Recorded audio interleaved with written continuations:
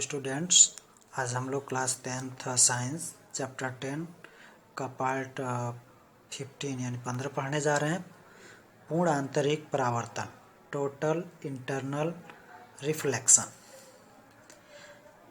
देखिए, इसमें पूर्ण आंतरिक परावर्तन क्या होता है, बहुत ही इम्पोर्टेंट पॉइंट है एग्ज़ाम की दृष्टि से। देखिए, जब आपतन कोण का मान क्रांति कोण से थोड़ा अधिक कर दें तो प्रकाश की किरणें विरल माध्यम में न जाकर सघन माध्यम में ही लौट आती है। इस घटना को पूर्ण आंतरिक परावर्तन कहते हैं।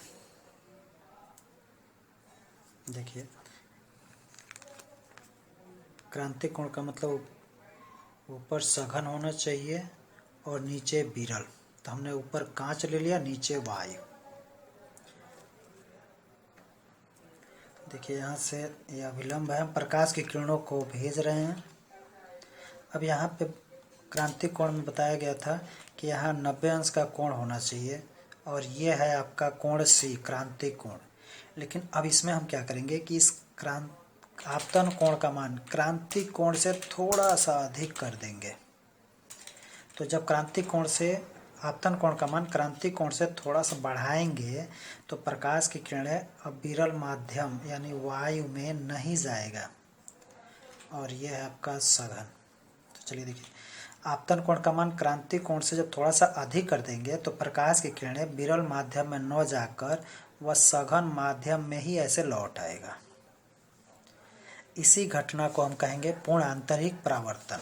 तो पूर्ण आंतरिक परावर्तन क्या है कि यदि हम आपतन कोण का मान क्रांति कोण से थोड़ा सा बढ़ा दें, थोड़ा सा अधिक कर दें तो प्रकाश की किरणें विरल माध्यम में न जाकर सघन माध्यम में ही लौट आती है। इस घटना को पूर्ण आंतरिक परावर्तन कहते हैं। अब देखिए, पूर्ण आंतरिक परावर्तन की कुछ शर्त है, इसको हम लोग देखते हैं। पूर्ण आंतरिक परावर्तन की 2 शर्तें होती हैं। चलिए देखते हैं पूर्ण आंतरिक परावर्तन की शर्तें। तो पूर्ण आंतरिक परावर्तन बताएं 2 शर्त होता है। पहला है कि आपतन कोण का मान क्रांति कोण से अधिक होना चाहिए और दूसरा है प्रकाश सदैव सघन माध्यम से विरल माध्यम में जाना चाहिए।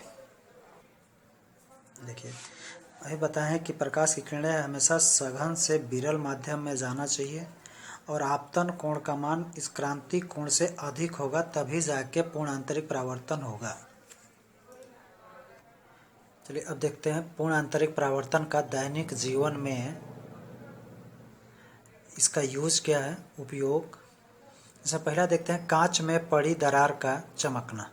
देखते हैं कि जो खिड़कियों में कांच होता है, जब वो चटक जाता है तो कभी कभी वो चमकने लगता है। तो कैसे होता है, इसको देखिए। जब खिड़की में लगा कांच चटक जाता है तो जब चटकता है तो उसकी दीवार, उसमें एक लकीर पड़ जाती है यानी दीवार पड़ जाती है जिसमें वायु की एक परत आ जाती है। और जब वायु की परत आ जाती है तो कांच और वायु के पृष्ठ से पूर्ण परावर्तित प्रकाश जब हमारी आँख पर पड़ता है, हमारी आँख पर पहुँचता है और चमकता हुआ दिखाई देता है। देखिए, जब कांच चटक जाता है तो उसके बीच में दरार पड़ जाती है और उसमें वायु की एक परत भर जाती है और जब वह सूर्य की किरणें तिरछी उस पर पड़ती हैं और जब वह प्रकाश की किरणें कांच से उस दरार वाले वायु में पहुंचती है और जब उस आपतन कोण का मान क्रांति कोण से थोड़ा अधिक हो जाता है तो जो प्रकाश की किरणें है परावर्तित होकर सीधे हमारी आँख पर पड़ती है, जिसके कारण वह चमकता हुआ दिखाई देता है। उसी तरह से हीरे का भी चमकना है। तो हीरे से वायु में आने वाले प्रकाश के किरणों के लिए क्रांति कोण बहुत कम, लगभग 24 अंश होता है। क्रांति कोण का मान 24 अंश होता है। जब प्रकाश कटे हुए हीरे में प्रवेश करता है तो उसके अंदर विभिन्न तलों पर बार बार पूर्ण परावर्तन होता है। जब आपतन कोण क्रांति कोण से अधिक हो जाता है तो हीरे के भीतर ही पूर्ण परावर्तित प्रकाश होकर निकल आता है और चमकता हुआ दिखाई देता है। देखिए, इसमें हीरे की घिसाई ऐसे एंगल पर होती है कि उसके लिए क्रांति कोण बहुत कम 24 डिग्री हो जाता है। अब इसके बाद से आता है मरीचिका। मीरेस क्या होता है, ये बहुत ही इम्पोर्टेंट पॉइंट है। मरीचिका, देखिए रेगिस्तान में यात्रियों को कुछ दूरी पर पानी होने का आभास होता है, लेकिन वास्तव में वहाँ पर पानी नहीं होता है। इस घटना को हम मरीचिका कहते हैं। या गर्मी के दिनों में नेशनल हाईवे पर भी जाकर अगर देखते हैं तो कुछ दूरी पर वहाँ पानी होने का आभास होता है, लगता है कि वहाँ पानी है, लेकिन वहाँ पानी नहीं होता है। बस वही घटना मरीचिका कहलाती है।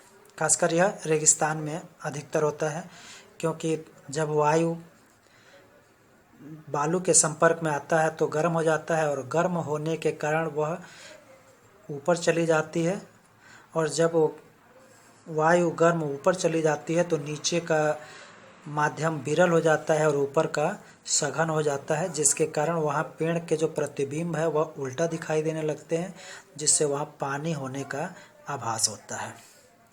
अब यही घटना अगर हिरन के साथ होता है तो उसको हम मृग मरीचिका कहते हैं। जैसे रेगिस्तान में अगर हिरन है तो उसको कुछ दूरी पर पानी होने का आभास होता है और वह दौड़ के जाता है वहाँ, लेकिन पानी नहीं रहता है। यह घटना मृग मरीचिका कहलाती है।